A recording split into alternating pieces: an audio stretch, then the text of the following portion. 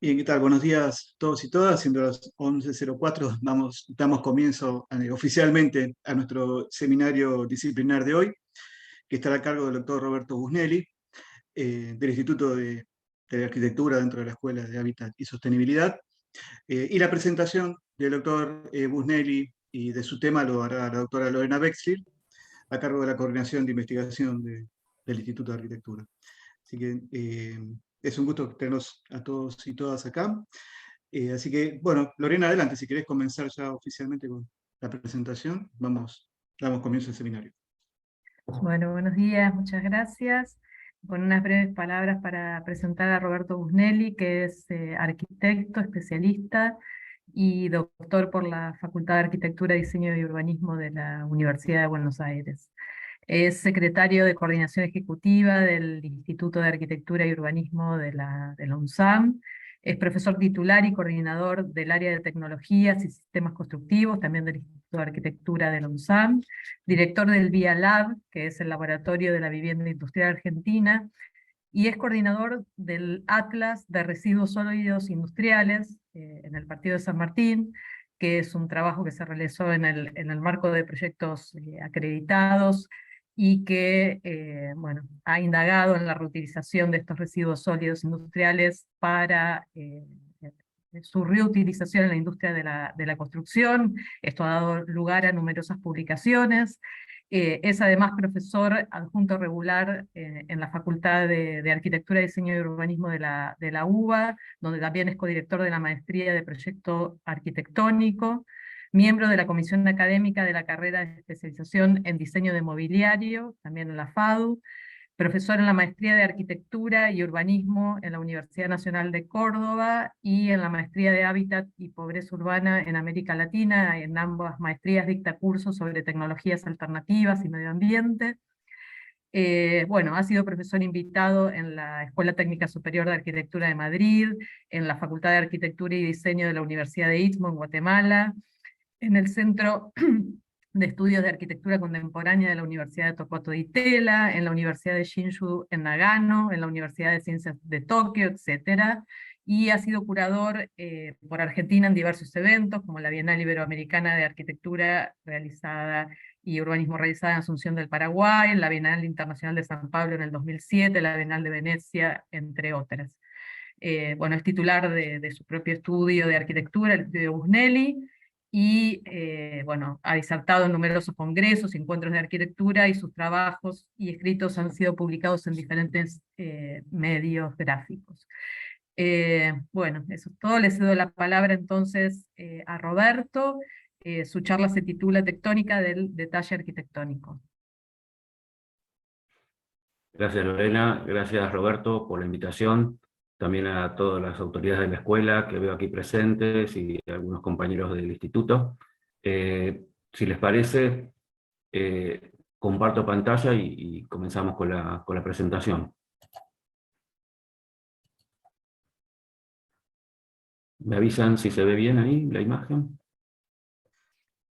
Sí, perfecto, Roberto, muy bien. Bueno, como anticipó Lorena en la presentación, lo que voy a compartir hoy con ustedes es una brutal síntesis de lo que fue el trabajo de 5 años de la tesis de doctorado que defendí a principios de este año, después de 2 años de espera de pandemia. Y básicamente trata sobre esta idea de la tectónica del detalle arquitectónico, en una primera etapa, y en una segunda etapa que no voy a desarrollar hoy, tenía que ver con justamente el desarrollo de una didáctica para su aplicación en los talleres de proyecto de arquitectura, entendiendo que el ciclo está abierto a todas las disciplinas. Me voy a concentrar en esta primera parte de la tesis, que me parece va a ser mucho más abordable y amigable para los que no son arquitectos, y reservo la parte de la didáctica específica del taller del proyecto para otra oportunidad. En realidad, la tesis plantea esta idea de que vivimos en un mundo online, donde todo es inmediato, visual. Las imágenes suplen la realidad que representan en muchos casos. Las viejas proclamas de McLuhan se cristalizan ahora en la fachada de los edificios, que se convierten ya físicamente en soportes visuales interactivos. El medio es el mensaje y la materia se ha transformado en imagen, ¿no? Esto sobre todo ha sucedido durante las últimas décadas, donde hemos podido comprobar una sobrevalorización de lo que llamamos la cultura visual de la arquitectura, que ha llevado a excesos escenográficos en obras de arquitectura incluso consideradas paradigmáticas. Esta sobrevalorización ha trasladado su punto de atención fuera del valor físico de la arquitectura, ontológico, desplazando la lógica constructiva por la lógica de la imagen y la apariencia mediática. La arquitectura en ese sentido dejó ya de apoyarse en los principios disciplinares de carácter universal, sino que ha comenzado a generar íconos e imágenes capaces de significar e interactuar con los diferentes contextos sociales más o menos globalizados. Esta lectura que hago del panorama actual de nuestra disciplina nos permite evidenciar que la arquitectura ha sido secuestrada por la cultura visual. Esto se apoya en una teoría que denuncia Jorge Sarkis en su tesis doctoral acerca de la arquitectura y la encrucijada de las tres culturas, entendiendo a las tres culturas visual, textual y material, como las tres dimensiones donde se desarrolla y despliega toda la disciplina. Y en ese sentido, creo que lo único que tal vez podría liberarla y liberarla de este encierro que se ha producido a partir de esta sobrevalorización de la cultura visual, es aceptar justamente la importancia de la materialidad y sus múltiples discursos, que justifiquen y nos permitan valorar una obra de arquitectura desde un equilibrio siempre tenso, justamente entre estas tres culturas que hacía mención hace unos minutos. Las escuelas de arquitectura no han sido ajenas a esta sobrevalorización de la cultura visual. La realidad indica que en nuestro país, por lo menos, gracias a un modelo de enseñanza que se ha encargado de separar las estrategias proyectuales de los conocimientos del campo material y técnico, se ha generado una falta de integración entre estos dos campos del conocimiento, que ha llevado a la necesidad de recalificar y volver a precisar las relaciones que se establecen entre ellos. Lo que propongo, investigo en este trabajo, es poder ver en el detalle de arquitectura, en el detalle arquitectónico, un espacio justamente integrador de esos aspectos proyectuales, materiales, técnicos y constructivos, y recuperar su valor dentro de la realización del procedimiento configurador de la forma en sus variadas versiones, tanto en la composición clásica, la experimentación o incluso en la investigación proyectual. Esta condición que rescata la tectónica del detalle, ya vamos a desarrollar lo que entendemos por tectónica, no solo destaca el dominio técnico constructivo, que es el que habitualmente se vincula a la escala del detalle, sino que también habilita abordajes fenomenológicos, ya que concibe justamente la tectónica como la capacidad de transmitir las sensaciones que despierta la materialidad. Esta definición de tectónica, en estos términos, es una definición que habían ensayado los griegos, y a partir de las cuales se empezó a desarrollar y a desencadenar todo el montaje de la tectónica desde la arquitectura clásica hasta nuestros días. Y en ese sentido, el potencial tectónico justamente de cualquier edificio proviene de su capacidad para articular los aspectos poéticos y los aspectos cognitivos de su sustancia, de su materia. Bajo esta mirada, los detalles arquitectónicos no son solo un problema de la técnica o la construcción, sino que corresponden a un modo de entender la arquitectura, o podríamos denominar a una ideología arquitectónica, ¿no? Y por lo tanto se plantea un problema general en torno a la adecuación del sistema de la arquitectura, un problema más global, que no es solo del dominio técnico, como lo decía antes, sino que tiene que ver o involucra la expresión y las capacidades de descubrir qué arquitectura puede ser desarrollada a partir de estas nuevas premisas, ¿no?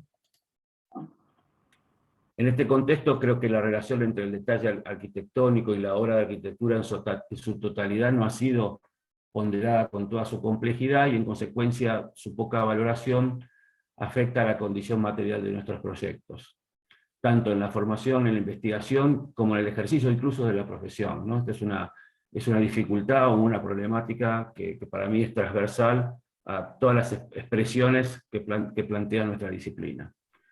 Esta investigación o este trabajo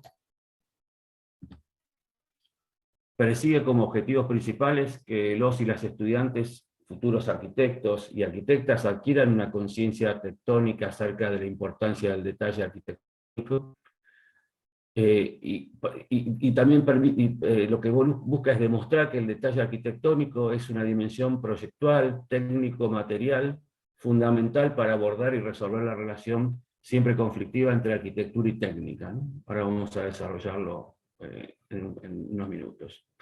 Y como objetivo específico proponía, como lo planteé al principio, una herramienta didáctica que paralelamente al desarrollo de las categorías ya consagradas del proceso proyectual, incorpore una serie de nuevas categorías que interpelen por etapas, dentro del proceso, la condición justamente material del proyecto, ¿no?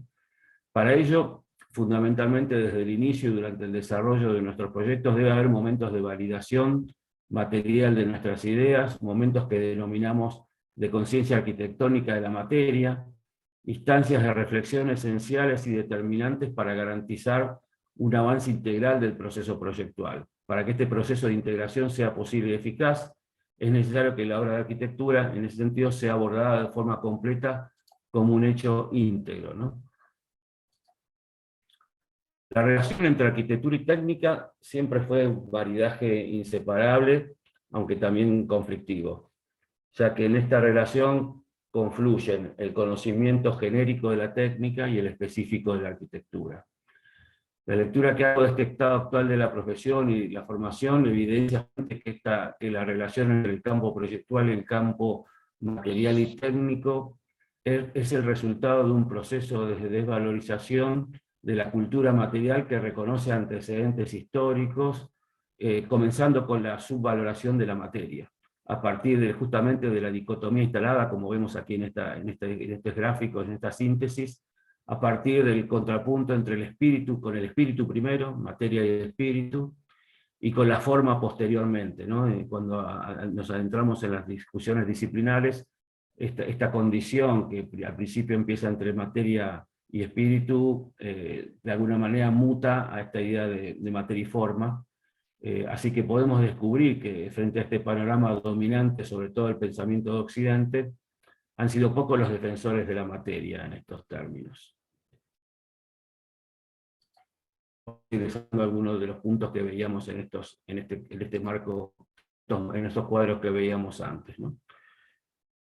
Esta tendencia a la subestimación de la materia, voy a hacer como un relato en el tiempo, pero que no necesariamente es estrictamente cronológico, pero arranca con Aristóteles, para quienes los objetos eternos no tienen materia. También Platón, como vemos en este fantástico imagen de la Escuela de Atenas, obra pictórica de Rafael Sanzio. Para Platón, sin embargo, comienzan a aparecer las primeras resistencias en manos de un grupo de filósofos que asoció la materia con un campo semántico muy rico y dinámico que se llamaron los ilozoístas. Esta obra de Sanzio muestra el momento que Platón echa a los artesanos y a los arquitectos del templo, entendiendo que estas expresiones estaban muy ocupadas en el hacer y tenían poco tiempo para pensar, y por lo tanto no podían generar ningún tipo de conocimiento. Y aquí empieza el derrotero al que hablaba en referencia a esta subvaloración de la condición material. Incluso Miguel Ángel Buonarroti desarrolla el concepto de intuición material por sobre el del razonamiento lógico. Él planteaba esta idea de que no tiene el mejor artista ningún concepto que un mármol solo en sí no circunscriba. Tal vez uno de los mejores ejemplos para esta aseveración pueda verificarse en este grupo de esculturas de los 4 esclavos, ¿no? Que si bien que son una serie de ensayos que realiza Miguel Ángel, que están en la academia justo antes de llegar al David, que si bien están inacabados, en ellos encontramos todas las características del concepto de lo que se definía como el non finito, ¿no? Que fue concebido por este gran artista partiendo de la idea de que el propio material dejaba entrever la imagen ideal ya presente del mismo, y solo el artista lo que tenía que hacer era liberarla, ¿no? A través de su inspiración de lo que es materia. Al mismo tiempo, o contemporáneamente a Miguel Ángel, también podemos encontrar los aportes del filósofo persa Avicena, con su famosa denominación Natura Naturans, y lo que se empezó a formar en aquel momento a partir de este grupo de lo que llamábamos los ilozoístas, que empezó a conformar un grupo que se empezó a denominar después por la historiografía como la izquierda aristotélica, ¿no? Para quienes la forma no es nada justamente sin la materia. Por supuesto que a este grupo le suceden los ataques despiadados de la teología medieval y por consiguiente las reacciones del materialismo, y la posterior reivindicación en manos de Vitruvio, con su famoso Firmitas, Utilitas y Velustas, que vuelve a retomar esta condición de la construcción como elemento esencial de la arquitectura, ¿no? Lo esencial de esta tríada, de la famosa tríada vitruviana, es que por primera vez en un tratado de arquitectura, la condición constructiva justamente queda integrada en un balance continuo y permanente como condición necesaria que un edificio debe satisfacer, ¿no? Los mecanismos de vinculación y comunicación entre lo mental y lo material también fueron impulsados por Alberti en este tratado de reidentificatoria, donde a pesar de estas referencias a los materiales y sus técnicas, igual Alberti seguía manifestando la obsesión idealista por la forma y el prejuicio humanista de que la arquitectura, como la pintura y el resto de las artes verdaderas, como se denominaban en la época, no son técnicas artesanales, sino cosementales, ¿no? Disciplinas que conciernen más al espíritu que a la materia. También aparecen las ideas de los filósofos alemanes como Hegel y Schelling, donde para Schelling, por ejemplo, el arquitecto imprime la forma en la materia inorgánica para redimirla. Y un gran aporte contemporáneo a estos filósofos fueron los aportes generados por los tratados de la geometría Fabrorum, que vemos aquí en imágenes algunas ilustraciones de la época. También esta geometría Fabrorum básicamente se concentraban en el desarrollo de lo que en aquel momento era la arquitectura estereotómica, la arquitectura construida en piedra, y básicamente desarrollaba a partir de todos estos tratados las geometrías complejas para el manejo de ese material, ¿no? Yo creo que fue uno de los primeros tratados que de alguna manera pone en evidencia esta simbiosis indisoluble entre geometría, materia y construcción y trabajo de la materia, ¿no?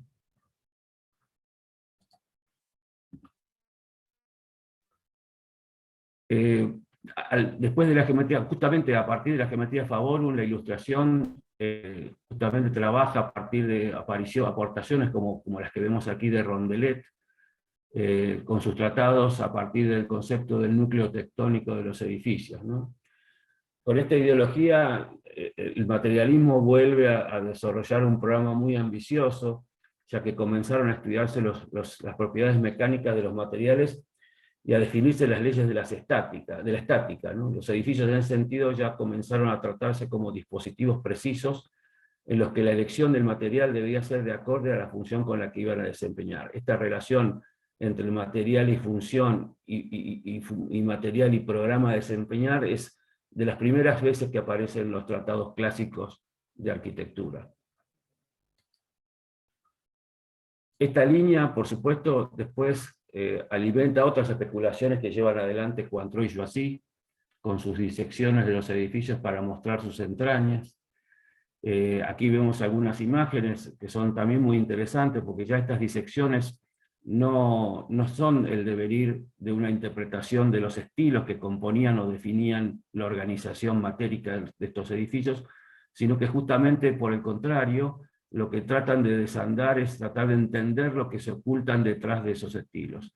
Estos son básicamente trabajos hechos a partir del arte de edificar de los romanos, que es el trabajo esencial de la obra de Joissy, donde justamente saca a la luz esta idea de que lo que se ve como estilo, la cáscara del estilo, es finalmente el encofrado que sirve para contener la puzzolana, que es ese material que los romanos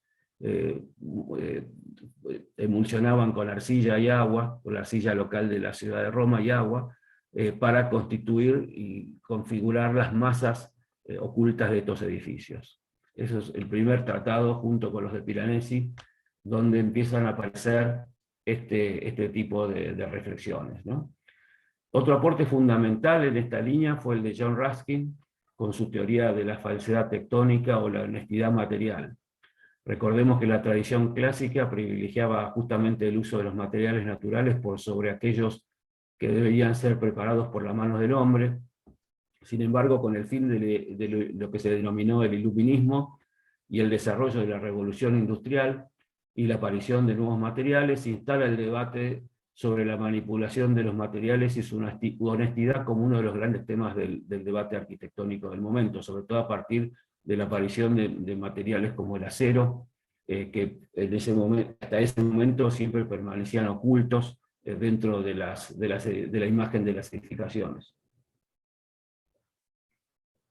Todo este proceso de la aparición de los nuevos materiales desencadena en un autor fundamental para esta época, que fue Viollet-le-Duc, y en las ideas positivistas de lo que él denominó el estilo funcional, ¿no? Para Viollet-le-Duc la estructura impedía que las formas fueran fruto de la fantasía de los artistas, las convertía en el resultado de un proceso que podía ser calculado, basado en los requisitos mecánicos y de los materiales disponibles. Hay una frase que lo ilustra perfectamente, que donde manifiesta esta idea de que imponerme una estructura y encontraré con toda naturalidad las formas que deben deducirse de ella. Pero si cambiáis la estructura, tendré que cambiar la forma, ¿no? Digamos, de alguna manera esta vinculación entre forma y estructura, que después en el moderno se retoma con el famoso la forma sigue a la función. Me parece que Viollet-le-Duc plantea un punto de inflexión importante en esta tradición constructivista de la historia de la arquitectura. Contemporáneamente, Lipps desarrolla la teoría de la empatía, que se denominó el Einfühlung. Esta teoría plantea la idea de que el sujeto comprende el objeto penetrando emocionalmente en él, y de este modo los materiales expresan su interioridad, viven, en cierto sentido, y por lo tanto compete al artista averiguar cuál debe ser la forma más apropiada de esa ánima oculta. Y todo esto choca brutalmente con esto que planteábamos de la revolución industrial, la aparición de nuevos materiales, y básicamente a partir de esta obra de John Paxson, que es un claro ejemplo del impacto de los avances técnicos planteados por esta revolución industrial, en su famoso Crystal Palace, obra donde realmente muy pocos ponderan su aporte real, que fue el de anteponer la técnica a la estética, ¿no? Aporte que podría considerarse como la verdadera esencia del proyecto arquitectónico, ¿no? En ese sentido, es un camino que se inicia desde los fines internos del proyecto y no hacia un fin prefigurado, ¿no? Como lo que sucedía hasta ese momento con la arquitectura clásica, ¿no? El aporte también de otros autores, como Karl Müller, para ampliar la definición de tectónica como la respuesta estética que surge de la materia y la técnica, los esfuerzos por Botticher, todos ellos alemanes, para reivindicar la materialidad, con sus conceptos de Kernform, que es lo que se denomina la estructura estrictamente funcional, y el gran aporte que es la definición de Kunstform, que es la expresión simbólica del comportamiento mecánico del edificio, definición que muchos autores, muchos años después, retoman como idea del carácter del edificio, ¿no? Del carácter de la arquitectura. Por supuesto, el aporte de las vanguardias y su puesta en valor del trabajo artesanal como forma de dominar la materia, pero también aparece un movimiento que tiene que ver con el movimiento, lo que se denominó el movimiento moderno, y vemos algunas imágenes de la villa Savoie de Corbusier, justo en pleno momento de la construcción.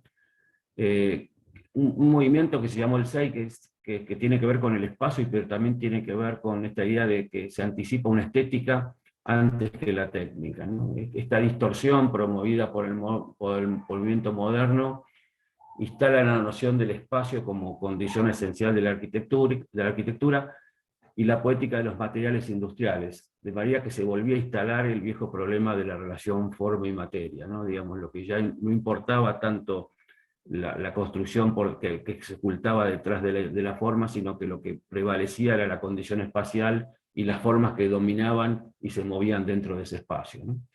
O sea que con el movimiento moderno vuelve a cambiar el paradigma.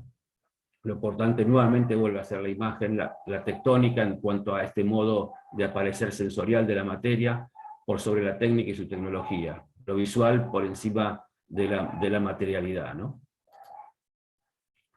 Paralelamente al moderno, si uno quiere reconocer los verdaderos avances tecnológicos de la época en esta etapa del desarrollo de la arquitectura, tiene que ir a ver lo que venían produciendo ingenieros como Eugene de Freycinet, a quien se le reconoce no solamente el desarrollo del hormigón pretensado, sino también todos los protocolos para trabajo de hormigón en obra, in situ, que conocemos hoy. El famoso encofrado de madera, clavo y alambre.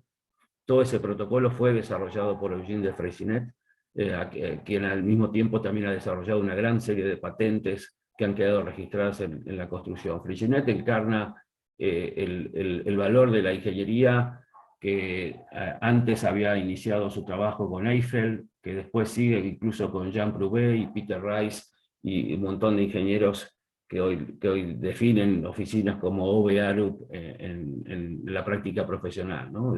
Realmente la ingeniería, podemos decir sin equivocarnos, que mientras la discusión por muchos años en la arquitectura pasó acerca de la cuestión de estilos, en la ingeniería se producían muchas veces avances tecnológicos que luego impactan decididamente en la forma de producir la arquitectura y en las distintas partes del proceso proyectual.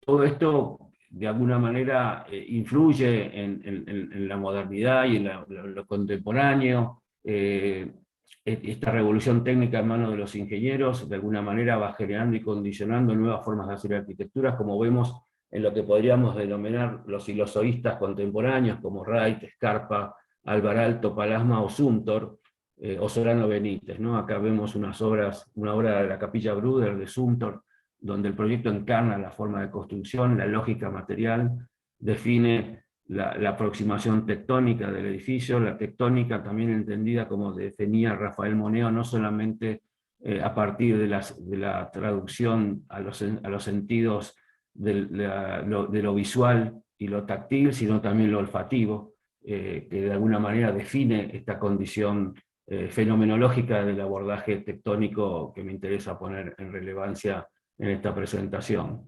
Zumthor, justamente a raíz de toda esta condición, dice el material que parece enraizado en el saber ancestral del hombre libera justamente al mismo tiempo aquello que constituye propiamente la esencia de esos materiales, carentes de cualquier significación culturalmente inmediatizada.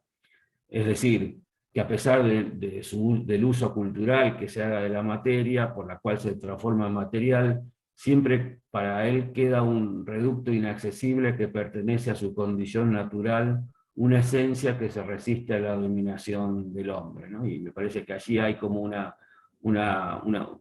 aspecto y una dimensión interesante de esta condición material que nunca queda explorada al 100%, sino que siempre deja una puerta a la imaginación y a la creatividad.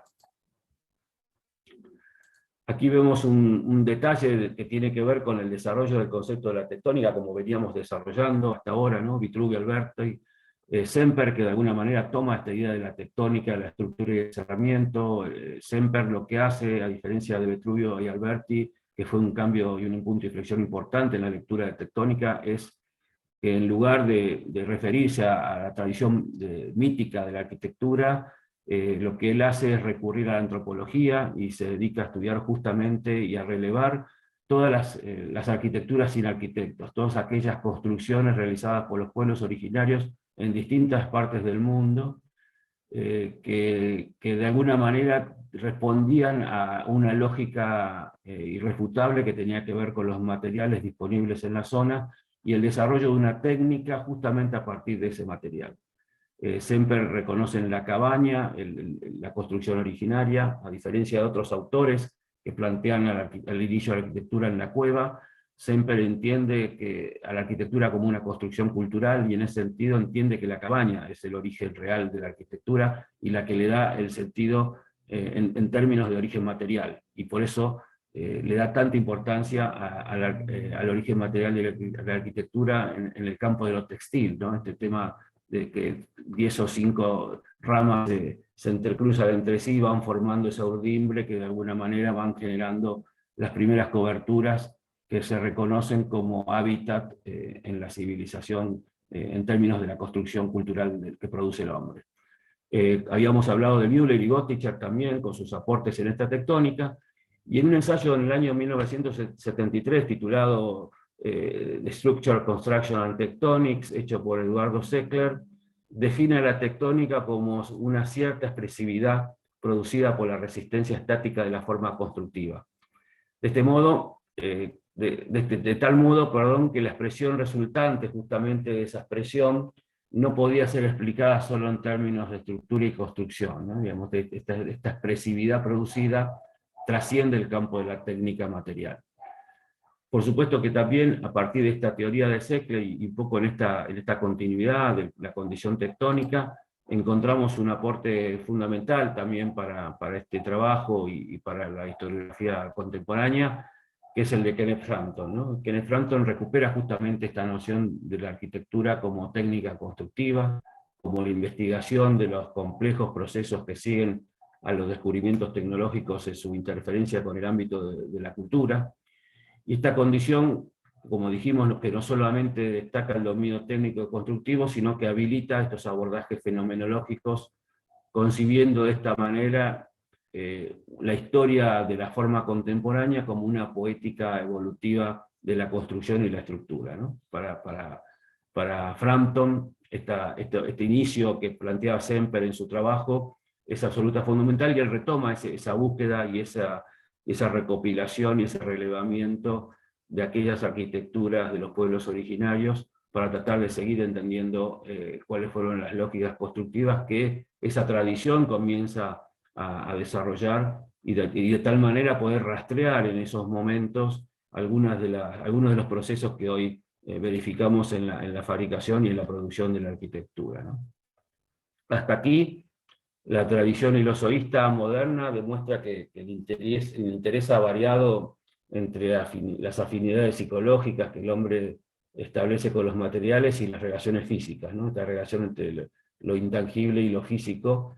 En ambos casos, el esencialismo basado en la verdad de los materiales, ya veíamos a Ruskin hablando de su honestidad material, deja paso a un pragmatismo actual por el cual el arquitecto ya no tiene empacho en trabajar con materiales hibridados, heterogéneos o artificiales, porque lo que en verdad importa no es la forma del material, su color o su textura, sino la metamorfosis que ésta puede sufrir y el efecto estético que pueda derivarse de sus diferentes aplicaciones. Este nuevo pragmatismo, más centrado en los procesos y los efectos de los materiales, es más afín a la estética de la energía, sensitiva, artística y cultural, que el esencialismo que busca en los materiales solamente propiedades inmutables, estáticas, ¿no? Aquel esencialismo que por ahí practicaban los primeros materialistas, a los que hacíamos referencia hace unos minutos. Una búsqueda a partir de los procesos, más que de las esencias, de los cambios de estados físicos y ópticos, más que de las propiedades estables y predecibles de los materiales, y también de las mezclas heterogéneas y pragmáticas, más que de las sustancias puras, ¿no? Resulta más fácil cuando se trata de materiales como el vidrio, las resinas, los plásticos, donde la materia evoluciona hacia su expresión más inmaterial, ¿no? Acá hay una foto de un proyecto que hace el estudio Herzog y de Merón de la Filarmónica de Hamburgo. Esta es la fachada del sector del edificio nuevo que se agrega sobre una preexistencia, que de alguna manera habla de esta desmaterialización planteada a partir del desarrollo que ha tenido la tecnología de la industria del vidrio, sobre todo en las últimas 2 décadas, ¿no? Con la aparición de este nuevo repertorio de materiales artificiales es pertinente volver a la advertencia pronunciada en la introducción, ¿no? En cuanto a la carrera por la innovación tecnológica, con todo lo positivo que puede generar, pero al mismo tiempo con las dislocaciones en la lógica material de la arquitectura que ha venido produciéndose desde la irrupción, especialmente de los plásticos y los polímeros en los años 60, y también a partir de algunos fenómenos asociados a otras disciplinas que han convergido en la producción de proyectos arquitectónicos. Este es un proyecto muy interesante, que es un edificio nube, que es un proyecto que construye el estudio de Dille y Escofidio en Francia, sobre un lago, una estructura metálica que cuando entra en funcionamiento emite este gas, que lo que hace es borrar la huella de la arquitectura, que solamente se ve cuando este gas desaparece y aparece en toda su dimensión, una estructura que en principio fue diseñada para no verse, ¿no? Como bien lo definen Ricardo Flores y Silvia Prats, que son dos arquitectos, un arquitecto argentino que está radicado junto con Eva Prats en Barcelona, hay una frase que me parece interesante, que plantean ellos en términos de esta idea de que proyectar es construir, como para tratar de saldar esa disociación que planteaba yo al principio. La construcción debería estar siempre ligada al sentido de la investigación del proyecto. A mí me parece interesante ligar esa idea de construcción a la investigación. Por eso es importante definir en qué momento del proceso de trabajo se afronta este tema, partiendo de la idea de que la construcción es proyecto, es decir, que no es un tema aislado. Por el contrario, la reflexión sobre el carácter constructivo y material debería disolverse a lo largo de todo el proceso proyectual, ¿no? Bajo esta línea de pensamiento, los detalles no son una clase de objetos, una biblioteca congelada de símbolos, o una colección de dispositivos inteligentes, sino que son la evidencia de una mediación necesaria entre la forma en que vemos un edificio y la forma en que percibimos un edificio, entre la abstracción y la animación, entre la realidad material y su forma idealizada, ¿no? Aquí vuelve a estar latente esta idea definida por los griegos de la tectónica como esta capacidad de traducir las sensaciones que produce la materia, ¿no? De esta manera, idea y materia forman una dualidad cargada siempre de tensión, son dos dimensiones involucradas en el hacer. Esa dualidad se presenta de muchas maneras distintas en cada momento o contexto: pensamiento y acción, arte y técnica, música y letra, alma y cuerpo, o simplemente arquitectura, ¿no? Es decir, no hay un dilema porque no se trata de elegir entre una cosa u otra, la oposición en este caso es aparente, pues las dos cosas se combinan en una especie singular de unidad, la dualidad, justamente como dualidad única. En ese sentido, la práctica de la arquitectura encuentra su sentido exactamente en esa tensión. Es decir, la práctica es el propio cimiento poderoso que mantiene aquellos dos elementos juntos para garantizar esta dualidad. Es necesario operar en el campo de las ideas y en el campo de la materia, pero siempre al mismo tiempo, ¿no? La palabra diseño en ese sentido ya carga con el sentido de una operación, ¿no? Que moviliza condiciones materiales y recursos técnicos para una acción deseada o buscada. El deseo se provee de condiciones y recursos para ser realizado, pero vale notar que un accionar propiamente humano presupone un orden claro en ese proceso. Es el deseo de la acción que convoca a los recursos técnicos y no al contrario, generalmente, ¿no? En ese sentido, podemos empezar a trabajar también con dos ideas, ¿no? Una idea que tiene que ver con considerar la arquitectura con detalle y considerar la arquitectura sin detalle, ¿no? En realidad, cuando los arquitectos hablamos de construcción en general, nos referimos a cuestiones de la expresión arquitectónica, lo que se ve, lo que se puede tocar, lo que tiene color y textura. Este detalle que se ve, que está cerca de lo que antiguamente se llamaba el ornamento, generalmente es un ensamble de distintas piezas que generan una unión, articulaciones entre unas y otras. Esta idea de ornamento, que es una idea de la tradición, una vez que empieza a ser depurada en función de muchas cuestiones, entre ellas fundamentalmente las productivas, como ya vimos a partir de los avances tecnológicos, especialmente a partir de las distintas revoluciones industriales, llega a ser pensada, por ejemplo, por un arquitecto como Louis Kahn, como el ensamble de distintas piezas que constituyen una construcción. Por lo tanto, el ideal tectónico del montaje o el ensamble está presente en este abordaje de la arquitectura y define claramente esta concepción proyectual técnico-material, como lo vemos aquí en estos fantásticos dibujos y fotos del proyecto que hace el arquitecto español Alejandro de la Sota en Madrid sobre el gimnasio del Colegio de las Maravillas, ¿no?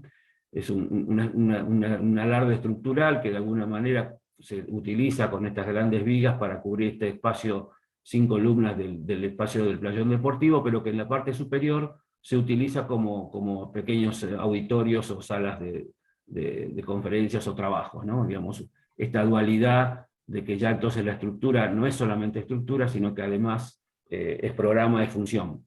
Pero al mismo tiempo las partes se leen en esta condición del montaje que Alejandro de la Sota de alguna manera define claramente en esa frase, ¿no? Otra concepción proyectual técnico-material es a partir de la idea un poco más modernista de lo que se llamó el espacio continuo, ¿no? Esta noción desarrolla la búsqueda de una arquitectura que se concentra en el espacio, como habíamos visto ya en el movimiento moderno, y también a partir de una percepción inicial de los edificios como edificios sin detalle. Los edificios empiezan a ser continuos, sin costuras, hay una intención estética de hacer que el ensamble desaparezca, no necesita ningún detalle obvio, visible, porque está insto en ese lenguaje de la continuidad pura, ¿no? Igualmente, cuando afirmamos que no hay detalles obvios, me refiero a que las distintas exigencias constructivas que habitualmente se resolverían apelando a juntas, molduras, uniones o articulaciones quedan en este caso ocultas debajo de una piel que garantiza la uniformidad visual de toda la obra. Estamos ante una estrategia claramente de enmascaramiento que es posible gracias al avance de la tecnología y la generación de nuevos materiales que han reducido el espesor de la arquitectura y han concentrado todo su potencial físico, tectónico y mecánico en muy pocos centímetros en esto que se ha denominado piel en lugar de envolvente, ¿no? En lugar de envolvente arquitectónica, estos avances han producido este fenómeno de la aparición del concepto de piel. Otro caso representativo de esta posición, pero originado en un contexto totalmente diferente, y también con motivaciones totalmente diferentes, es el caso de la obra producida por las denominadas escuelas de arquitectura carioca y paulista en Brasil. Esta arquitectura, desarrollada en torno a la ciudad de San Pablo y Río de Janeiro a partir de los años 50 aproximadamente, tiene unas características estéticas bien definidas en una primera línea de análisis. Pero debajo de esta estética común subyacen ideas pregnantes que están en la concepción misma de un pensamiento arquitectónico, determinado especialmente por los materiales y por las técnicas elegidas para su materialización. En ese sentido, cuando vemos este tipo de arquitectura, tenemos que trabajar lo que plantean los autores de estas escuelas es que esta idea que se tiene que trabajar necesariamente con la ausencia del detalle como una forma de poder realizar una arquitectura que supere nuestra producción más artesanal, ¿no? Nuestra oferta más artesanal de mercado para la producción de la arquitectura. Y todavía, en muchos casos y en muchas latitudes de nuestra región, distanciada de procesos industriales. Esta forma de razonamiento sugiere una arquitectura sostenida por la razón y una posición intelectual que conforma edificios austeros, marcados por una tecnología en lo posible que refleja nuestra condición existencial, ¿no? Ahí se ve como en la imagen claramente hay una persona que está colgada de un hierro que se ha dejado en la cumbrera de esta cúpula,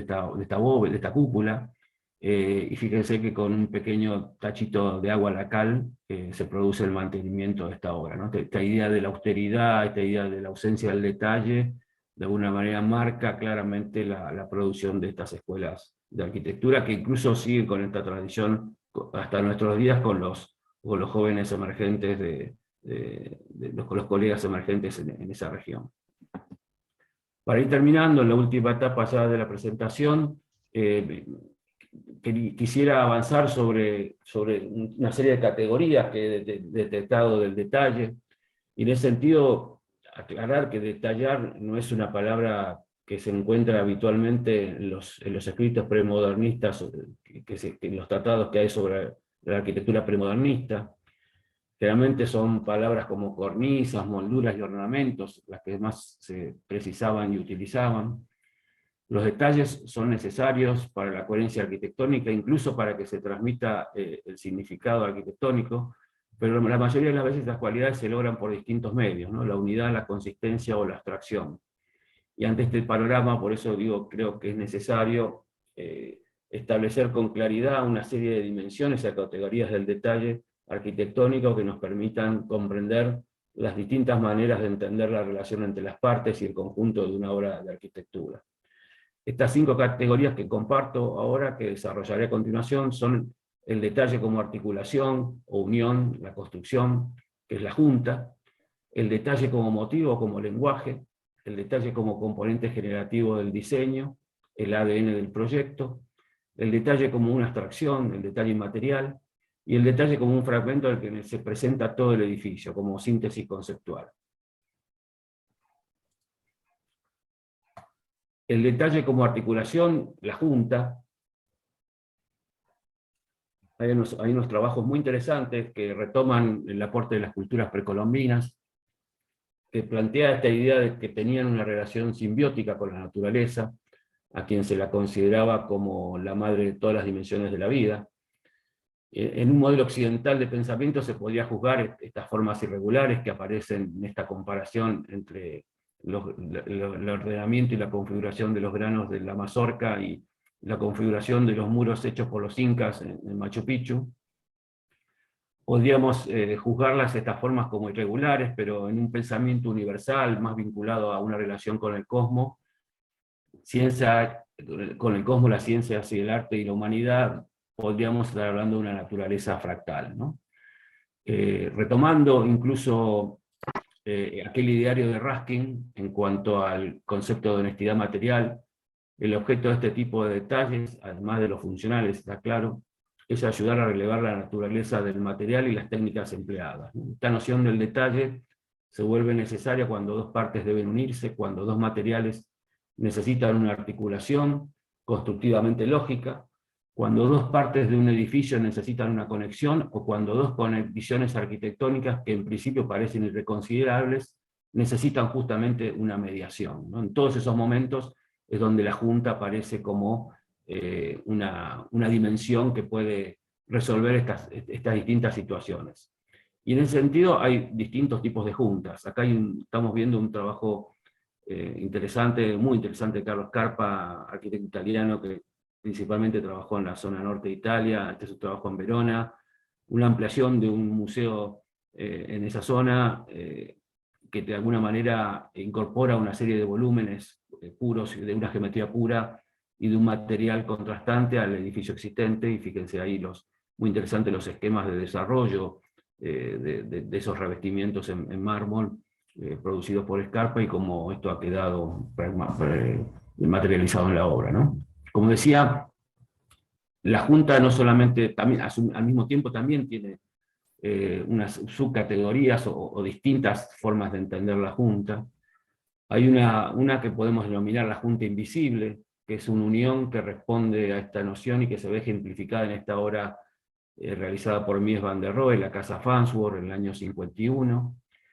En este caso la conexión es de lado a lado y se facilita por la sustitución de la superficie plana de un canal por una lancha de viga. O sea, vemos que los perfiles pasan tangencialmente, casi como si estuvieran soldados, pero no están soldados. De hecho hay una serie de conexiones atornilladas en el edificio, pero que quedan ocultas en la construcción dentro del mismo forjado, ¿no? Dentro de la misma losa. Las uniones que hay entre este perfil horizontal y el perfil vertical, que son uniones abulonadas, quedan perdidas dentro del forjado, de la losa del piso, y lo mismo sucede en el techo. No hay ningún medio de conexión visible, ni siquiera soldaduras, sin sujetadores, sin peso aparente.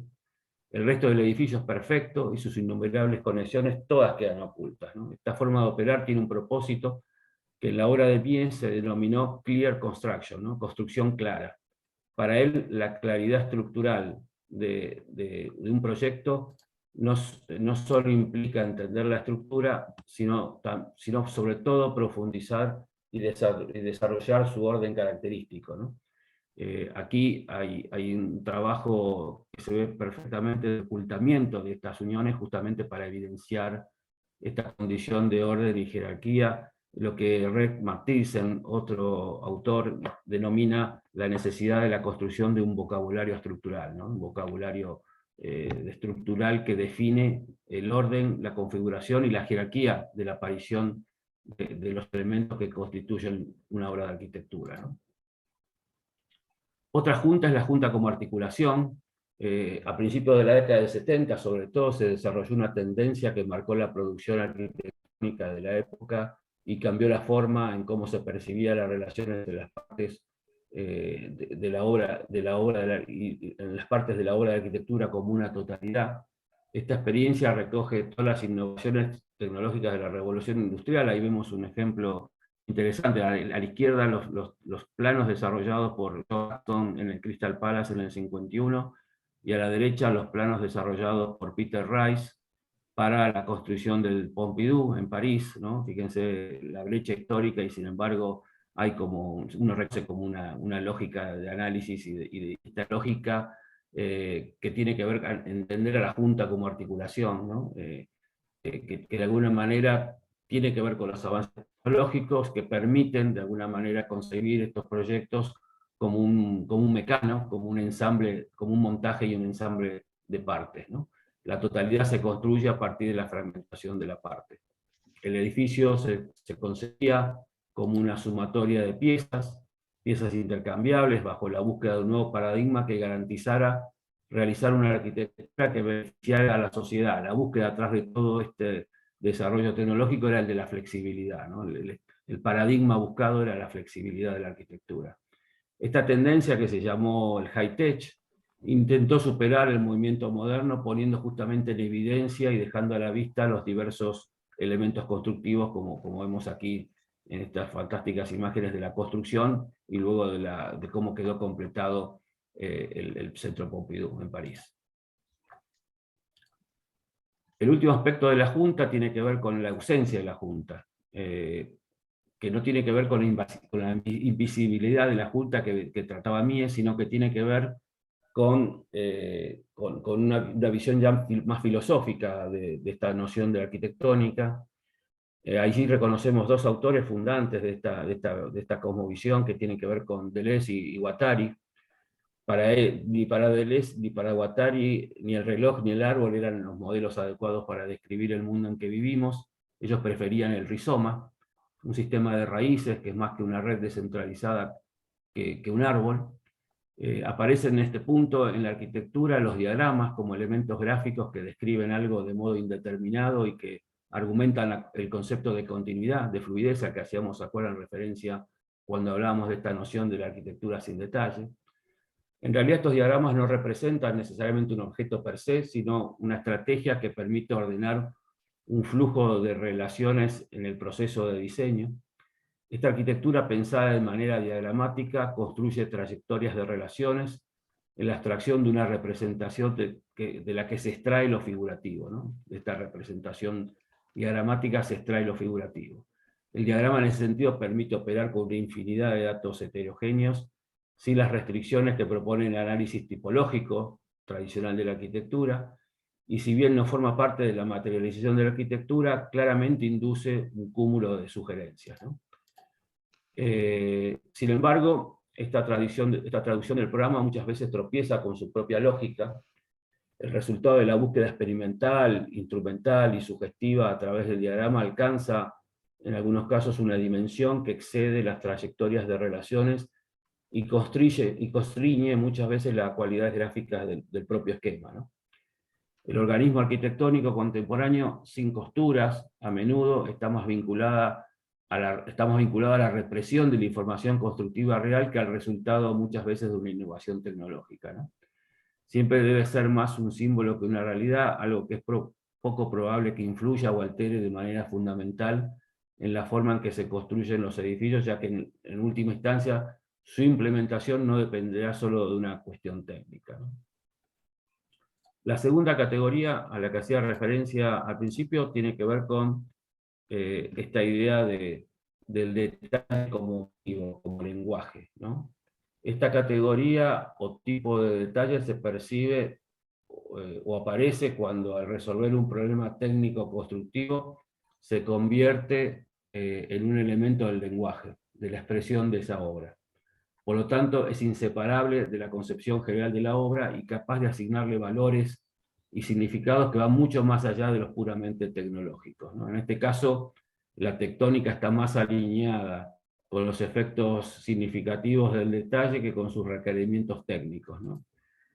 Otra obra, en este caso de Scarpa, ¿se acuerdan que habíamos visto aquel muro de mármol trabajado?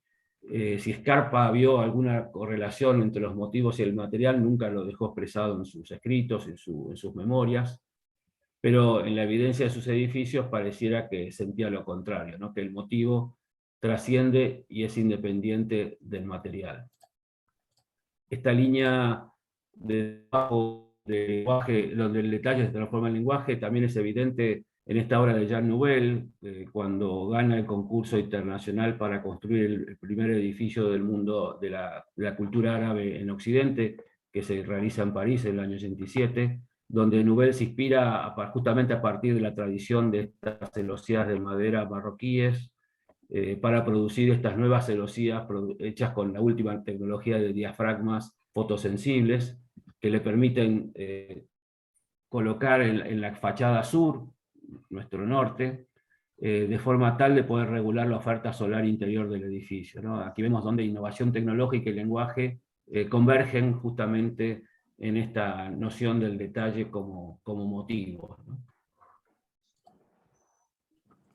La tercera tiene que ver con el detalle como componente generativo, como el ADN del proyecto, ¿no? Una unidad, un material produce la obra. En esta categoría, el detalle mantiene una relación orgánica con las posibilidades morfológicas de un edificio. Este grado de resolución es comprobado, por ejemplo, cuando vemos cómo el sistema puede doblar una esquina, ¿no? O cómo puede continuar con la cubierta. Un sistema de estas características tiene que ser capaz también de cambios de escala y al mismo tiempo permanecer leal a la lógica de su constitución, ¿no? En esta interpretación el detalle llega a cubrirlo todo, como decía antes, y a estar siempre presente.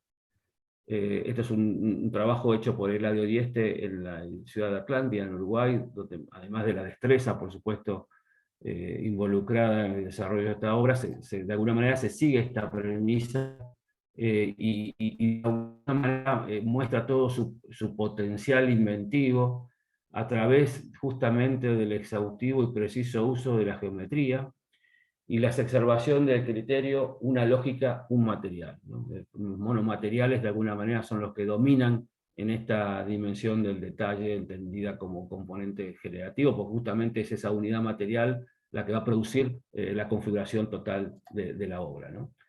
La dificultad de esta forma de operar radica en que a partir de la elección de un único material, este debe ser utilizado sin alterar su esencia y sus dimensiones, para luego convertirse en el punto de repetición que, a partir del desarrollo de nuevas lógicas de adición, justaposición o encastre, permitirá desplegar nuevas estrategias asociativas que desencadenarán el diseño de patrones de repetición.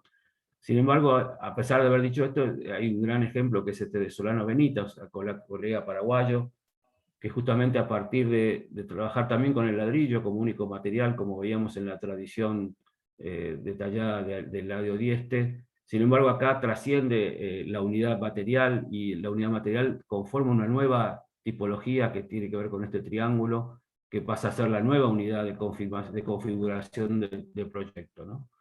Esta configuración ya no solamente le permite a Solano definir, como vemos a la derecha, el nuevo aulario para la Facultad de Arquitectura en Asunción, sino que además definir e innovar sobre nuevos tipos estructurales, ¿no? Nuevas columnas con capiteles desarrollados a partir de esta unidad tipológica, ¿no? De cómo puede trascender esta unidad material, incluso no solamente en la definición de la obra de arquitectura, sino en la definición de una tipología estructural que pueda ser aplicada luego de manera universal.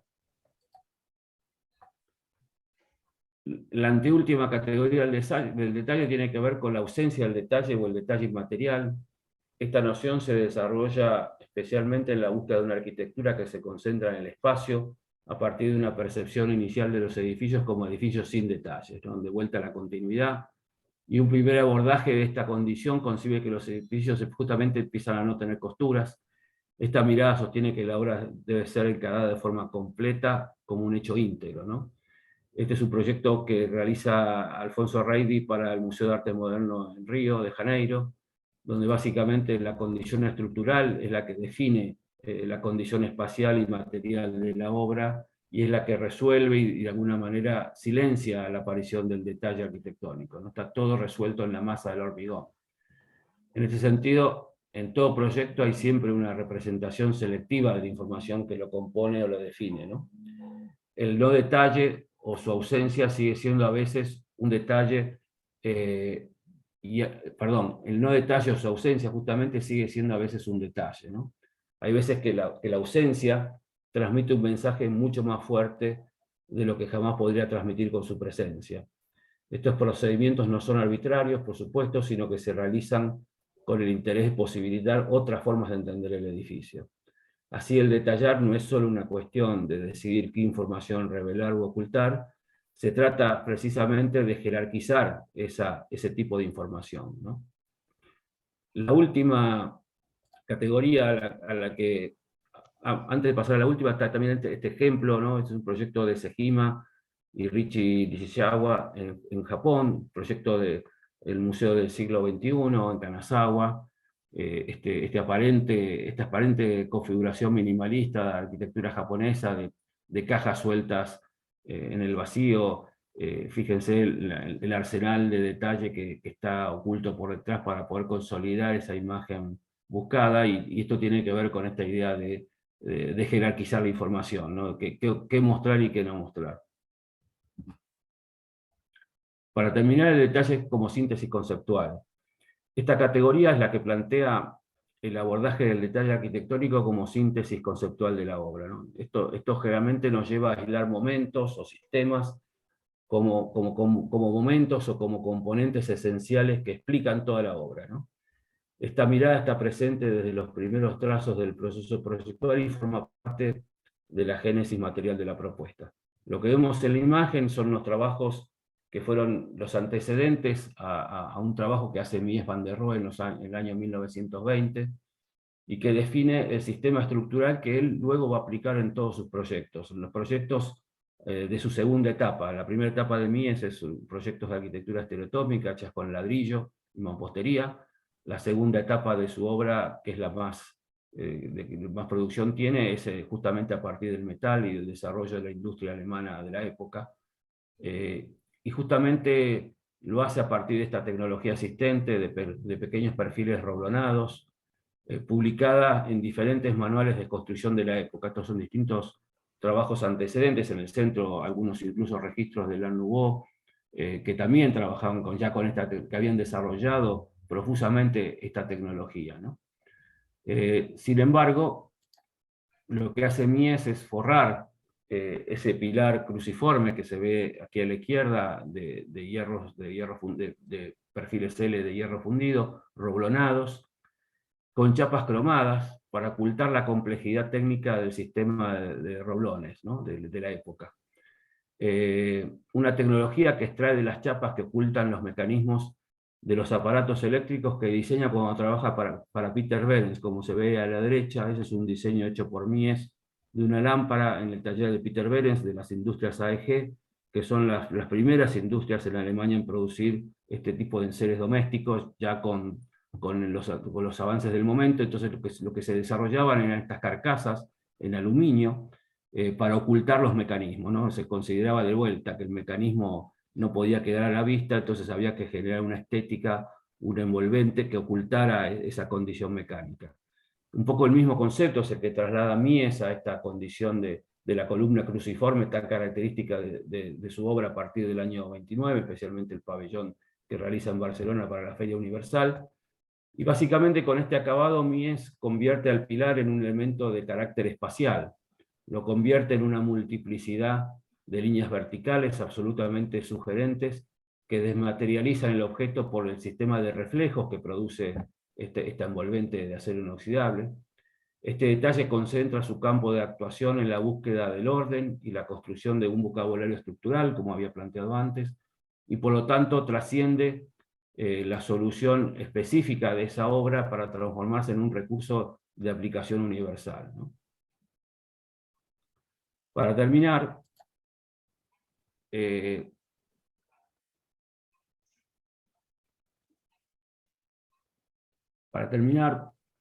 quería plantear a modo de síntesis, ¿no? Digamos, el contexto donde se desarrolla este trabajo de investigación es en los talleres de proyecto. Generalmente el taller de proyecto dentro de las escuelas de arquitectura se constituye como eje vertebrador, integrador de todos los conocimientos, ¿no? Que se van produciendo durante la carrera. Y como bien lo ha caracterizado Ana María Romano, el proceso proyectual que se desarrolla en el taller de arquitectura se establece a la corrección como la escena fundante del conocimiento proyectual, ¿no? Si bien en este proceso es difícil tipificar o sistematizar, de modo que podríamos sostener que no hay una sola manera de enseñar arquitectura, como tampoco hay una sola manera de proyectar arquitectura, sin embargo, todas tienen en común el pasaje por un conjunto de elaboraciones a través de las cuales se describe la prefiguración de un objeto y los detalles necesarios para su concreción. En este marco, la formación del arquitecto o la arquitecta involucra el conocimiento de variables siempre multidimensionales, ¿no? Esto es, disciplinas con diferentes tipos de racionalidades, saberes, destrezas y habilidades, que en muchos casos son incluso hasta contrapuestas. Desde lo puramente técnico, lo tecnológico, lo científico, lo artístico y, por supuesto, lo proyectual. Está claro que esta última dimensión, la proyectual, es la que define la identidad del arquitecto y la arquitecta, diferenciándolos de otros profesionales que trabajan sobre el hábitat. Si bien en muchas disciplinas se pueden enseñar un conjunto de teorías validadas para que luego de ser aprendidas se realicen sus ejercicios o simulaciones prácticas, este fenómeno no es aplicable al conocimiento proyectual, ya que este permite aprender y enseñar acercándonos al conocimiento justamente a través de reunir el hacer y el pensar. En este punto, por supuesto, flota sobre la idea de la gestión del conocimiento proyectual, la idea de aprender haciendo, y su relación con el concepto de conocimiento tácito, ¿no? Desarrollado ya por tantos autores, que por una cuestión, por supuesto, de tiempo no voy a profundizar en este momento, ¿no? En ese sentido, si comprendemos que la materialidad debe ser una condición.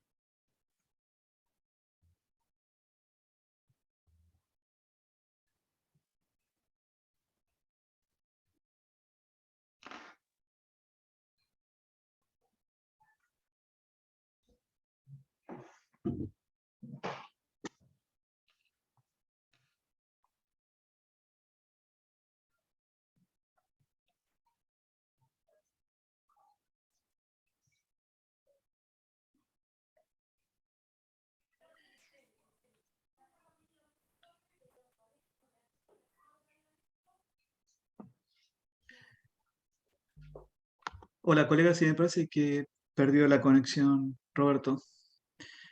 Ahora voy a tratar de comunicarme con él. Un segundito nomás.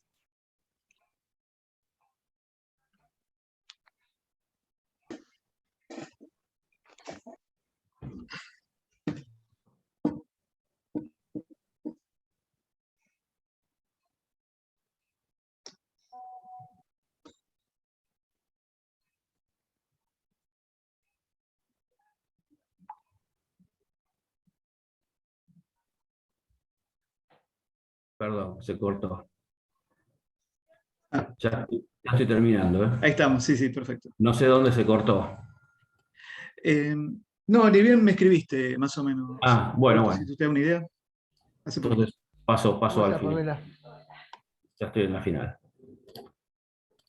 Estabas en el taller proyectual, ¿no? Sí, De la FADO, ahí, en esa diapositiva. Sí, exactamente acá. perfecto. Entonces estaba planteando esta idea de que es necesario que la condición material del proyecto sea una condición de origen del proceso proyectual, ¿no? Porque de esta manera, esta reflexión del detalle arquitectónico contribuye a sintetizar la complejidad del proyecto, derribando así un mito muy instalado en nuestras escuelas que concibe al detalle como un espacio de reflexión autónomo casi al final del proceso proyectual, ¿no? En este sentido, todos los documentos que registran estas instancias iniciales del proceso proyectual incorporan el sentido de la experimentación y la investigación material, que va evolucionando a medida que se va sucediendo en las distintas etapas del proceso. La representación de las ideas sobre esta construcción se mezcla con la del programa, con las nociones de la luz, la textura, el contexto. No hay, por lo tanto, una delimitación precisa en las áreas del pensamiento, no sabemos realmente quién impulsa a quién. Así se establece una dinámica del proceso proyectual que forja un entrenamiento en la toma de decisiones, porque requiere una doble atención, atendiendo al trabajo simultáneo en múltiples escalas. Cada decisión que se piensa y resuelve en la escala constructiva del detalle se toma pensando en la escala general, en esa línea, ¿no? Esta aproximación exige una serie de definiciones materiales desde el inicio del proceso proyectual, ya que no es lo mismo proyectar un edificio que se construirá en hormigón, ladrillo, metal o madera. El conocimiento y la comprensión de los sistemas y la técnica que está en juego con cada definición material y el desarrollo, por supuesto, de una lógica constructiva ad hoc de ese proceso, ad hoc de ese proyecto, ¿no? En todas estas instancias que transcurren durante el proceso proyectual es posible detectar áreas o momentos que son necesarios esclarecer o validar en términos materiales y técnicos. Por lo tanto, la reflexión sobre el carácter constructivo y material de una obra debe disolverse a lo largo de todo el proceso proyectual.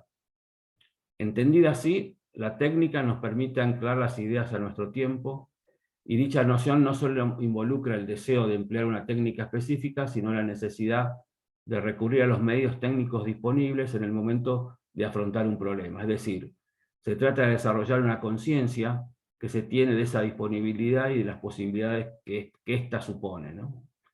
En el caso de la dimensión del detalle, enseñar el nombre de componentes de una obra,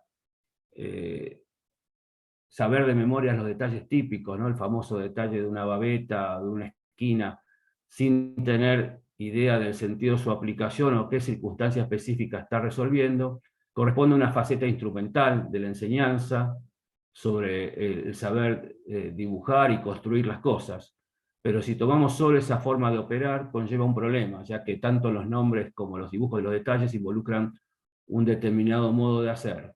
Es decir, si solamente nos referimos a esta repetición congelada de una respuesta, podemos tender a alejarnos de los motivos que realmente le dieron sentido a ese detalle, corriendo el riesgo así de comenzar a dar respuestas automáticas, preconcebidas, paralizando la arquitectura y negando la posibilidad de seguir creando, ¿no? Los detalles en este sentido contienen parte de la invención, son un material de trabajo que concentra la propuesta proyectual del edificio completo, investigando los mismos temas, pero acercándonos desde distintas escalas. En esta concepción, los detalles no son una aproximación constructiva donde el proyecto se desarrolla con una complejidad distinta que generalmente la escala mayor no puede abordar y por lo tanto modificará, ya que las ideas detrás del proyecto ya han cambiado, ¿no? La mirada de los materiales, sus sombras, temperaturas, disposición, han modificado nuestra percepción del conjunto, lo han cambiado todo. Y de esta manera los detalles continúan con la misión del proyecto de sintetizar las acciones intelectuales y materiales de acuerdo con los fines que el proyecto sigue, los fines internos del proyecto. Esta experiencia ha promovido el desarrollo de un pensar técnico que promueve una inteligencia transversal y asociativa en lugar de una búsqueda de respuestas literales como la culminación de procesos de razonamiento lineales, que reducen la complejidad que define el proceso proyectual. De esta manera, el pensar técnico, lejos de ser percibido como un impedimento que condiciona el hecho creativo, abre en cada etapa de reflexión e investigación del proceso proyectual nuevas hipótesis proyectuales, materiales y técnicas. Esta recuperación y puesta en valor de la tectónica del detalle arquitectónico colaborará con la recuperación de una cultura material del proyecto arquitectónico que permitirá darle sentido a la acción y contextualizar su proceso de transformación, sobre todo reorientando nuestra forma de enseñar hacia la necesaria construcción de una cultura material del proyecto de arquitectura. Con esto termino. Gracias. Muchas gracias, Roberto, por tu presentación. En este momento solemos pedir que, para agradecer al orador, conectemos nuestro micrófono y demos un fuerte aplauso. Muchas gracias, Roberto, por esta hermosa presentación.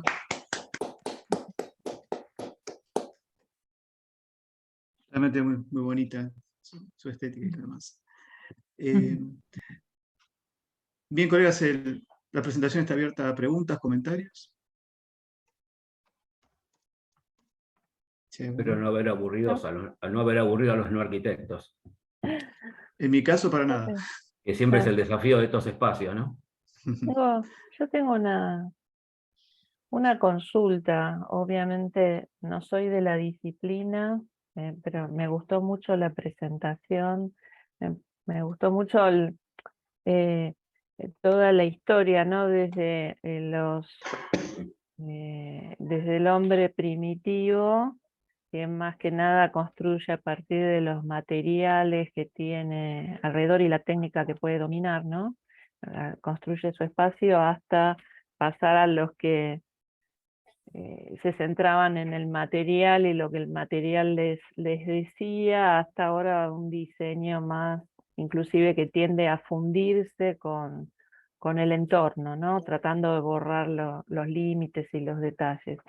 ¿Vos cómo crees que la necesidad de ahora, en nuestra actualidad, de tener en cuenta el ecosistema que nos rodea, cómo impacta eso o qué cambios va a producir o ha producido ya en la enseñanza de la arquitectura y esto que vos decís, los detalles y la tectónica de la arquitectura, ¿no? Sí, no es una pregunta fácil de responder, pero No, desde tu opinión, claramente, ¿no? no, claramente para mí la condición material del proyecto hoy interpela las estrategias del proyecto decididamente, entendiéndonos como grandes responsables de las emisiones de CO2 y del cambio climático. O sea, si tomamos la disciplina de la construcción, la industria de la construcción de punto a punto, desde cómo se originan las materias primas que usamos, cemento, acero, hasta la de construcción de los edificios, es una de las disciplinas o de las actividades que más contamina el medio ambiente. En ese sentido, nosotros necesitamos generar un profundo cambio de actitud dentro de la disciplina y especialmente en las escuelas de arquitectura para entender cuál es el costo ambiental de las decisiones proyectuales que tomamos, ¿no? Ahí hay como un tema muy interesante que tiene que ver con justamente tratar de empezar a cuantificar el costo ambiental de las decisiones de proyecto, atendiendo a un sinfín de variables, como los puse en la presentación. Nuestra disciplina es una disciplina multidisciplinar y aparte multiescalar, o sea que también tiene esa doble dificultad, ¿no? O sea que uno puede empezar a atender esta cuestión ambiental, ya sea desde lo material específicamente, puro y duro, que tiene que ver con la ciencia del material y entender qué materiales tienen menos costo ambiental para empezar a utilizarlos y tratar de reemplazar aquellos materiales que tienen mayor costo ambiental. Y por supuesto, al proyecto entendido como herramienta de sustentabilidad o sostenibilidad por excelencia, ¿no? Un buen proyecto logra una eficiencia en términos de usos de los materiales, mucho más que los sistemas que después se puedan agregar al edificio para poder reducir el impacto ambiental, ¿no? Un proyecto bien orientado, bien ventilado, con una buena envolvente, bien calculada, bien diseñada, es mucho más eficiente y con un costo ambiental mucho menor que la necesidad de poder resarcir todas esas dificultades con los edificios ya construidos, apelando a la aplicación de tecnologías activas, ¿no?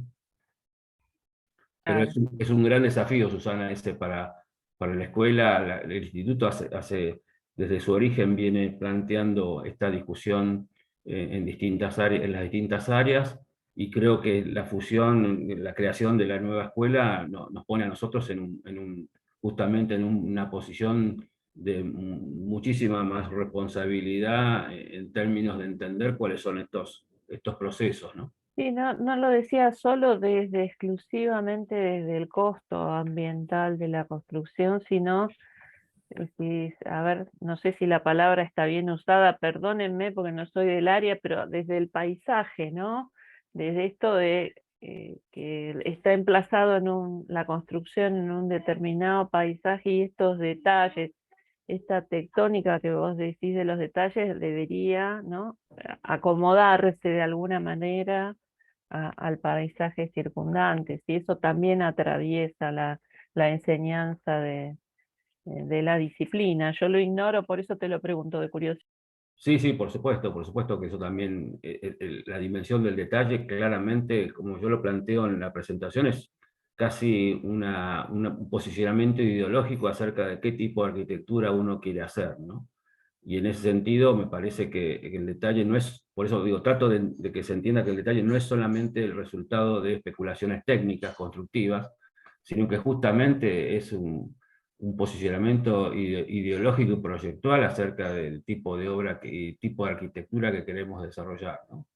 Y ahí claramente tiene también un impacto con las cuestiones ambientales y las cuestiones de construcción del paisaje. Entender a la arquitectura como nuevas unidades de paisaje también es parte del desafío, ¿no? Bueno, Marta creo que levantó la muchas mano. gracias. No, gracias, Susana. Marta, adelante. ¿Tienes una pregunta o comentario? Sí, sí, muchas gracias, Roberto, muy interesante. Nos hiciste un paseo por la humanidad, digamos. Muchas gracias. Yo soy, como Susana, somos de otra área. Yo tengo quizá, bueno, una tiene que ver con la pregunta de Susana, pero en cuanto a los materiales y la inclusión, algo que ya hice en otro seminario, la inclusión de la parte verde, de la vegetación, en las construcciones como una manera de paliar este problema del cambio climático. Bueno, en fin, hablo desde lo lego, ¿no? O sea, soy muy poco ducha. La otra, otras dos cosas que bueno, yo tuve oportunidad de ver, por suerte, algunos edificios muy buenos, no sé, los de Alta, en Finlandia, y después los de Niemeyer, ¿no?, en Belo Horizonte. En el caso de Niemeyer, el uso de la curva, que es lo que lo caracteriza, y digamos, esa suavidad en la construcción, no es estrictamente una pregunta, es una curiosidad y es un comentario que quiero hacer. Y la tercera, sí, tal vez es una pregunta que, digamos, a uno cuando fue a la escuela le hablaron mucho sobre el uso de los frisos, ¿no? Que los frisos no solamente eran un aspecto de detalle, sino que también contenían una tremenda información sobre lo que ese edificio contenía, y cuándo se abandonó esto, porque me parece que el friso era sumamente importante en la construcción. No sé si te hice mucho lío, pero es más o menos mis cuestiones, y te felicito por la exposición, que fue realmente encantadora. Gracias, Marta. Varios temas. El primero que comentaste es un tema de muchísima actualidad, que tiene que ver con el tema de lo verde en la arquitectura, ¿no? Digamos, ahí hay varias cuestiones que hay que trabajar con cuidado. Todos sabemos también que está montada una estrategia del verde en cualquiera de las dimensiones de las cuales trabajamos, ¿no? La arquitectura viene asistiendo hace muchos años a lo que se llamó en su momento el greenwash, ¿no?, que es esta idea del lavado verde. Hay muchos edificios que se dicen sustentables y que por eso tienen por ahí fachadas verdes verticales, pero si uno se pone a analizarlos rigurosamente, están lejos de ser sostenibles, ¿no? O de alguna manera enrolando un uso eficiente de la energía o un uso eficiente de los materiales. O sea que en ese sentido hay que tener mucho cuidado, ¿no? Hay muchísima proliferación. Ahora todos los renders, incluso de nuestros estudiantes, muchos renders aparecen todos con las plantitas, y no necesariamente la plantita es la garantía de una arquitectura verde, ¿no? Me parece que hay que tener como un verdadero control de esa situación y entender una verdadera dimensión de esa utilización. Por supuesto que hay arquitecturas que aplican la paleta de materiales vegetales de una manera muy interesante e innovadora. Hay muy buenos ejemplos donde estas piezas verdes son elementos que de alguna manera se transforman en reguladores buffer térmicos, ¿no? Para fachadas, para bajar temperatura, para aumentar humedad en lugares muy secos. O sea que hay un registro de un uso real de esas posibilidades, pero yo creo que se está cayendo en un uso por ahí un poco superficial del tema, ¿no? Y me parece que se juega mucho más a que está de moda que a realmente entender cuáles son las ventajas que esos sistemas producen, ¿no? Eso en cuanto al tema que planteabas de lo verde, que realmente es interesante y difícil al mismo tiempo, ¿no? Es complejo. Y después el último, el tema de los frisos. La verdad que es interesante porque los frisos de alguna manera apelaban a una cuestión más figurativa para comunicar.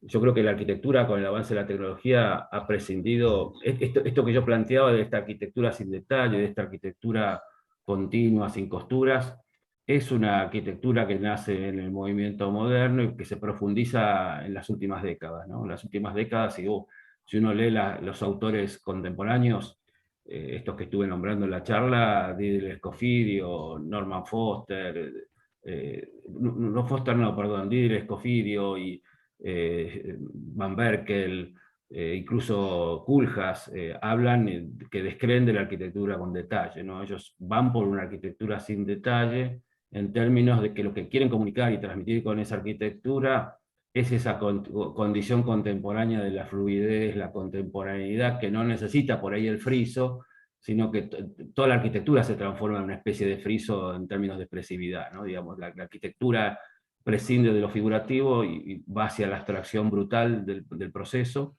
y en ese sentido necesita que las partes constructivas no sean leídas como tal, sino que queden, como decía yo, en un orden de jerarquía invisibilizadas frente al hecho estético de la forma pura, de la forma continua, de la forma que fluye, ¿no?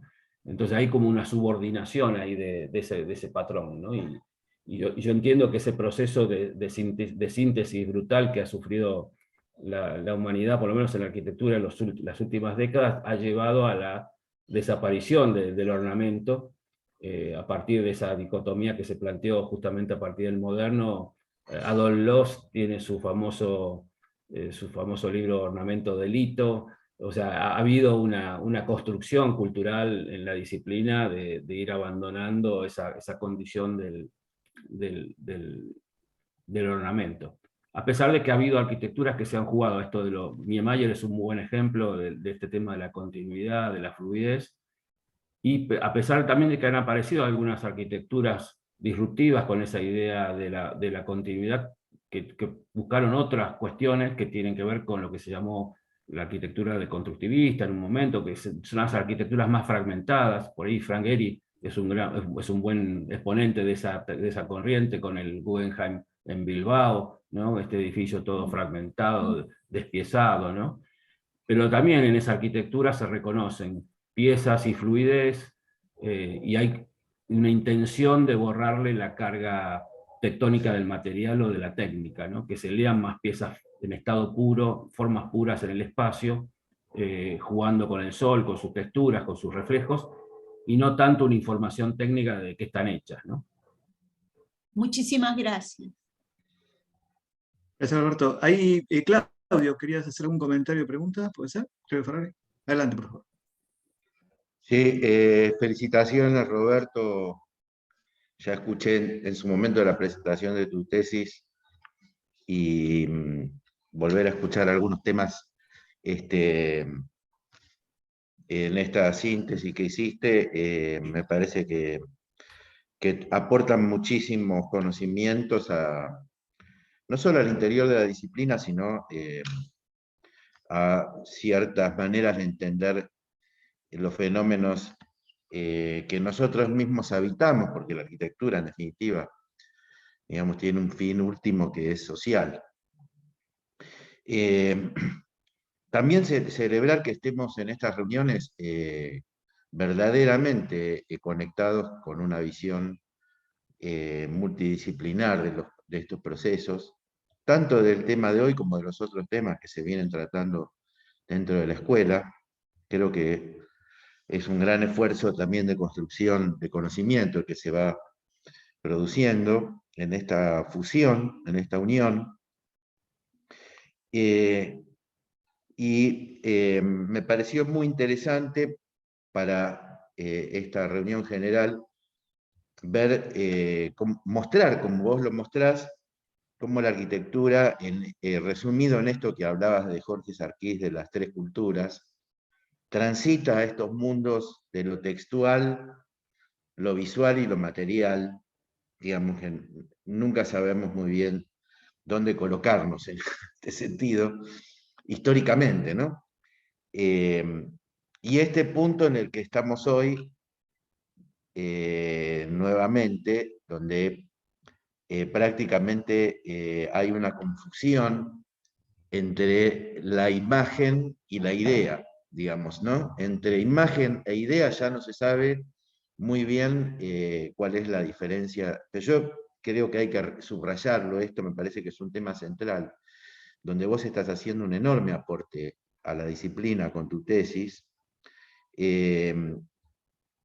pero que en un punto creo que vale la pena reafirmar esta cuestión de la idea arquitectónica, porque conlleva un poco la pregunta que hacía Susana, ¿no? O el comentario de Marta, conlleva preguntarnos el sentido de la idea en términos de arquitectura, que cuando está corrida de lo social, digamos, cuando está presentada para entenderse a sí misma, empieza a tener sentido en términos de la construcción del hábitat, ¿no? Como eje fundamental de nuestro trabajo, de nuestro conocimiento. A tal punto que uno podría preguntarse en todo esto si la arquitectura sigue dando respuesta a las necesidades humanas, porque la verdad es que el mundo se construye sin arquitectos en la mayoría de los casos, y nos cabe la pregunta de qué hacemos nosotros en esto, digamos, ¿no? Entonces, me parece que tu aporte es fundamental en ese sentido porque devuelve una razón muy importante, que es la posibilidad de entender la construcción del espacio desde una cultura, como planteaba Heidegger, ¿no? De ser en la medida en que uno puede hacer el espacio. O sea, asociar el trabajo, la técnica, la lógica material del lugar, de los recursos, también la racionalidad del uso de los recursos, que es otro problema que nos está atravesando mucho, como materia fundamental, digamos, de estos procesos. O sea, uno ve las enormes energías de la autoconstrucción, sobre todo en los grandes conurbanos de Latinoamérica, donde no hay arquitectos y donde uno podría decir que no hay arquitectura, pero hay una enorme energía constructiva, ¿no? Para dar sentido a la pertenencia en un lugar y de poder vivir en un espacio, digamos, ¿no? A veces estamos muy corridos los arquitectos de esto. Creo que lo que hemos hecho como proyecto en UNSAM ha tenido como preocupación central recuperar nuestro sentido social, o sea, poner a la arquitectura en este escenario de utilidad, digamos, ¿no? De sentirse como parte de la construcción social del espacio. Y creo que en ese sentido tu aporte, la verdad, es muy, pero muy importante, porque además permite reconocer profundamente las variables que nos pueden ir conectando con ese entramado, digamos, y no en relación a la contundencia de los objetos, que a veces es lo que la arquitectura puede, digamos, encandilar, ¿no? La visión de las cosas. Así que en ese sentido, la verdad te vuelvo a felicitar y como siempre escucharte es un placer. No sé si hice una pregunta, pero creo que de alguna forma quería compartir a los amigos, digamos, ¿no? Transmitir la importancia que tiene lo que estás exponiendo, digamos, ¿no? Creo que es un tema muy importante para como decía, poder recuperar la capacidad de poner a nuestra disciplina al servicio de las necesidades humanas, ¿no? Gracias, Claudio. Sí, la verdad es que la síntesis para esta presentación deja varios temas por fuera que también están tratados en la tesis, pero uno de esos es esto que define Juan Herreros como recuperar en la arquitectura ese factor de servicios, ¿no? Que se ha perdido, ¿no? Y que de alguna manera él lo plantea de una forma muy interesante. Él dice que tenemos que tener la capacidad de poder traducir al pensar técnico de nuestra disciplina todos aquellos emergentes sociales que están sucediendo delante de nuestros ojos, ¿no? Digamos, y la verdad que en la última década la humanidad nos ha dado ejemplos de cambios sociales, culturales, económicos brutales, y muchas veces la disciplina siempre viene por detrás, ¿no? Dando respuestas, ¿no? Muchas veces no está en el momento y con las condiciones que se requieren, y me parece que eso es fundamental, y me parece que ahí, un poco por eso la idea de la tesis de plantear esta necesidad de volver a tener presente esta reflexión de la condición material del proyecto, que por ahí suena como un poco endogámica la reflexión, pero que es absolutamente, creo, necesaria para reorientar la agenda de la disciplina, ¿no?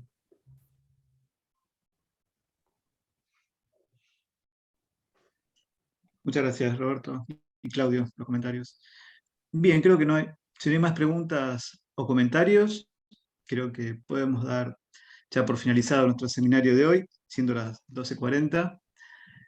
Por lo tanto, podemos, Mar, no sé si querés, cortando la grabación para finalizar ya el seminario.